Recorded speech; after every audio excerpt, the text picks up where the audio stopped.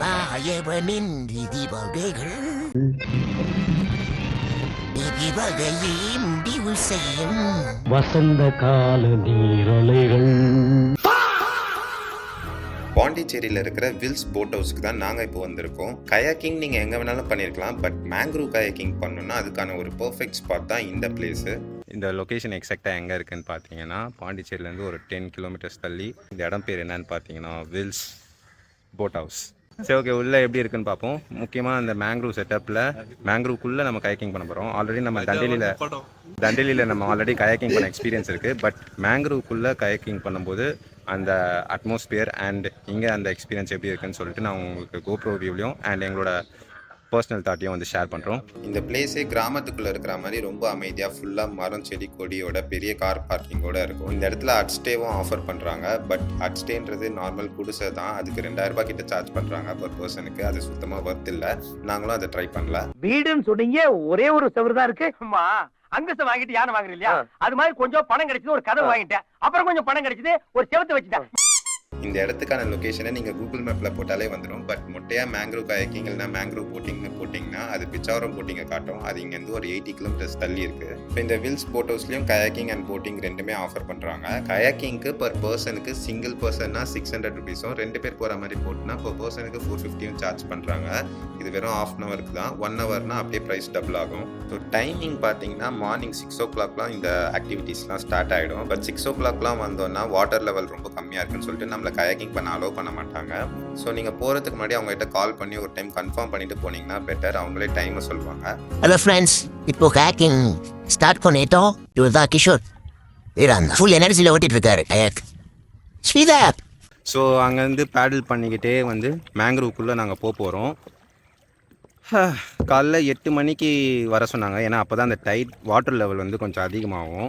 இதுவே 6 மணிக்கெலாம் ஸ்டார்ட் ஆகுதுன்னு சொல்லியிருந்தாங்க. 6 மணிக்கு வந்தீங்கன்னா இங்கே தண்ணி சுத்தமாக இருந்திருக்காது. அது ஒரு சீசனை பொறுத்து. இந்த சீசனுக்கு நாங்கள் இப்போது செப்டம்பர் மந்தில் வரும்போது 6 மணிக்கு வந்தோன்னா தண்ணியோட லெவல் கம்மியாக இருக்கிறதுனால கயாக்கிங் அந்த டைமில் அலோவ் பண்ண மாட்டாங்க.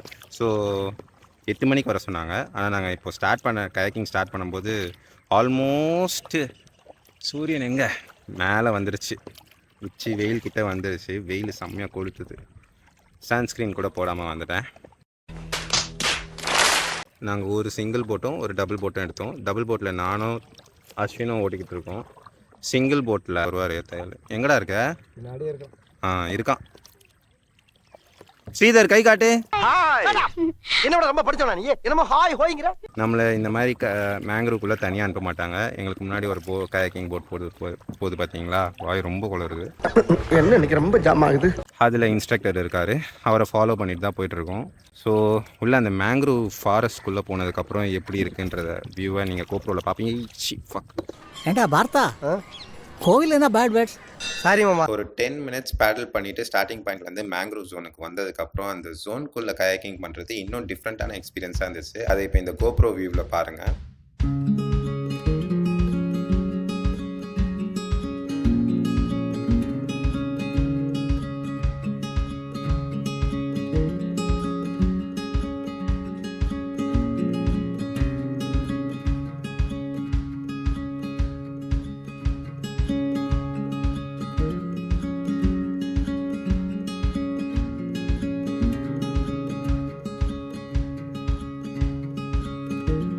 மேங்க்ரூவ்க்குள்ளே வந்துட்டோம்.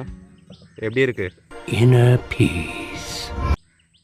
ஏய் ஸ்ரீதர், இப்போ இவ்வளோ நேரம் வெயில் எப்படி கொளுத்துச்சு, இப்போ எப்படி இருக்கு பாரு.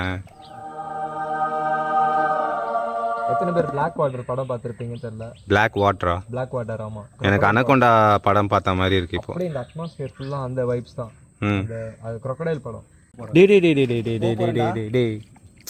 டேய் குச்சிலாம் இடிக்கொண்டா தலையில் இப்போ அப்படியே குனி ஓடா போட்டேட்டோ. எனக்கு தான். ஏய் போட்டு சாயுதுரா, இங்கே ரூட்டே இல்லை. ஐயோ இந்த தண்ணியெல்லாம் பார்த்தாலே ஏதோ மேங்க்ரூவ் ஃபாரஸ்ட்னா அப்படி தாண்டா இருக்கும். பார்த்தீங்கன்னா முட்டு சந்தில் வந்து முட்டிட்டோம். ஆக்சுவலி இவன் முக்கால்வாசி கயாக்கிங்கே பண்ணல. அங்கேருந்து நான் தான் இவனை கூப்பிட்டு வந்துட்டு இருக்கேன். ஆமாம், கூட கஷ்டப்பட்டு யூட்டர்ன் போட்டுருக்கேன். ரொம்ப நேரமாக தத்தளிச்சிட்ருக்கோம் ஒரே இடத்துலையே. அந்த தலைவர் தான் ஃபுல் ஃபோர்ஸில் பண்ணிகிட்ருக்காரு. இங்கே தான் படம் ஷூட்டிங் கூட எடுக்கலாம் போல, ஸ்பாட்லாம் சூப்பராக இருக்குது.